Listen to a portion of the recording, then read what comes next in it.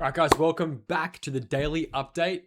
We've got a bit of stuff to cover today. We're going to get straight into it. I've got all the important levels that you need to know, and we're going to be going over the order flow and what really matters and which direction price is most likely going to head based on all the key metrics I'm seeing, okay?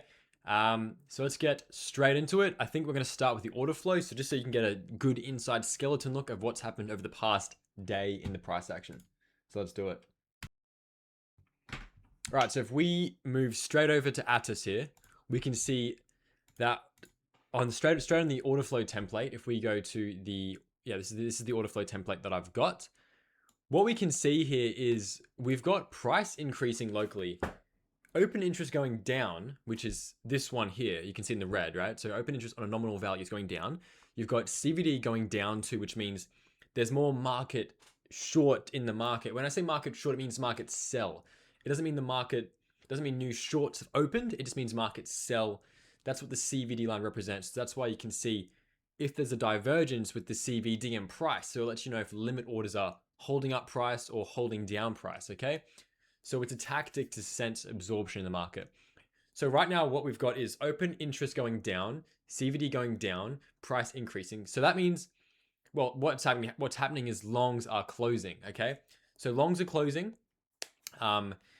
And price is still going up. So I would say that's decently bullish. You can see prices, I would say price is consolidating more or less rather than actually rocketing up. So the fact of the matter is behind the scenes, longs are closing. So that's what we're objectively seeing, and price is holding relatively well. So it does paint a picture that we have potential to hit some higher targets. And I'll go over my thumbnail and what I was seeing in the chart so you can see the local danger zone in terms of resistance.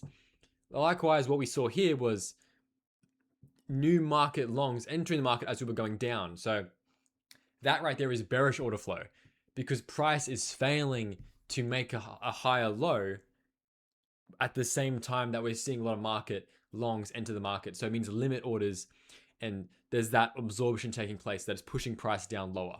Okay, so those longs are probably the ones that are closing right now. That's what we're realistically probably seeing here. So regarding order flow, that is all I want to show you in the order flow. So if we move swiftly over to the Bitcoin chart, Bitcoin Bybit, let's just start with what we're seeing on a high term time frame viewpoint. So if we go in the high term time frame levels, we got a monthly above us, we got a weekly there, and we got a daily just below us down here at around 108. So we are right now within the range of this entire zone, and it is more of a triangle if anything, and I'll highlight that now so you can see. We are in that triangle right now. We're teasing a breakout of this triangle. So what one would say is, you can view this in two different ways, and I would view this as this, right? So you've got your channel high and your channel low. At the same time, we're in a triangle. So you fake out of your channel high, you come down. We then come down to the mid-range, and then we've bounced back in. And now we're back in the trapped zone of this range, right? It's this triangle that's shaped up. And usually what happens is when price does this consolidative price action, usually we do see it tend to have an explosive move either to downside or upside. Now, picking that bias is going to be very important because obviously that's going to flavor the trades, right? And determine what sort of trade we're going to be entering. So if we look at the volume, which is another important metric I want to put on, almost like a Bollinger Band, we're sort of entering this very compressed state. We're trading below the point of control, which is here. We're trading below the anchored view up from the high at 116. And we're trading in the middle of this range here. So it's this tiny little gap of around $3,000 here that we're trading stuck in right now. So in my eyes, what I'm seeing is if we can successfully claim above 111,600 and hold it, I do think we have a very good chance of then itching our way to all-time highs again. Obviously, it's not going to be, not all-time highs necessarily, but at least going above here. And it's not going to be an easy trip because we still have some highs here to take out that one would see as a resistance level. That being said, if we start to close beneath this VWAP, that's very bearish and I'd be expecting new lows to come. So we are in the indecision moment. When I was up at these highs, I was very bullish. When we're down at these lows, I was very bearish at the highs. I was more so bullish at these lows. I did take a premature long. I still made money on it. However, I did miss this local long here as I was asleep when it took place. That being said, we do have a very important set of days coming through because the fact is we're just going to be ranging here most likely, or we're going to make our breakout and decide what happens. There's a very and I'll go into the important short potential that we do have if we do seem to find a failed auction above the highs. So we've gone over volume, we've gone over the major range. Oh, sorry, the major range. Okay, major range here. We've got a point of control and we've got the point of control above here. So two major volume pivots right there, okay, like I just illustrated before. Swing failure high levels. Obviously the downside one's way lower, so let's ignore that. The one above us, that is the magnet right now for price. So you could just flip this around like this. This is our magnet right now. It's the liquidity level. That level is important because it's also got the danger. It's the danger zone. So if you look at it like this, you've also got a 4-hour fair value gap sitting right above here. So you might see, and I know it's a range, right? That's why I've illustrated it it is a slightly, it's a $1,500 range. It's quite big. But that being said, the only thing that really matters is, are you checking the order flow when you get to that level? Are we seeing a lot of longs open into that level? Are we seeing shorts get stopped out? What's happening? If not, and if it just looks like price is going to keep going up, then you wouldn't short it, right?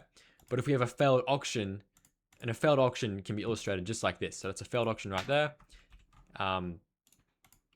Yeah, let me just take that text away. So that's a failed auction there when you hit swing highs, okay? So precisely that. So like I said, it's going to be very important we claim above this if you want to go higher. Other than that, this is the short zone. I'm going to keep it simple and clear. This is the short zone if we're going to be locally retracing depending on how the order flow pans out, okay? So highlight that level. It's going to be very important. That's the danger zone we're entering in Bitcoin. If we were to ballpark it, it's 111,500, 111,700. Can be a little bit higher, just depending on how price pans out and what happens. But that will be the level to look for on a flip to the downside. What you could potentially see on this metric is come up for the final wave up, take out that little spot, and then we resume down. Something like that, right? We'll have to see when price gets there. Or we could just reverse from here. I would say the higher likelihood is we go higher and we take out that liquidity or hit the VWAP and go down. But definitely high would be what I'm expecting right now. And that level is going to be very, very, very crucial. So keep an eye on that level, guys. Other than that, I think that's about it. Let's just chuck it all on for the laughs. Honestly, there's a bit of confluence there, guys. So if you want to look at that, that's the major level we're going to be looking at there today. I hope you guys enjoyed this video. Stay tuned because I'm going to keep doing the updates. Keep doing them so you can follow along with the trades I'm getting in and what I'm doing in the marketplace. Anyway, it is a pleasure having you on. And it is time for the señorita. And it's time to eat some spaghetti. And I'll catch you guys in the next update I do. For now, have a good day and see you later.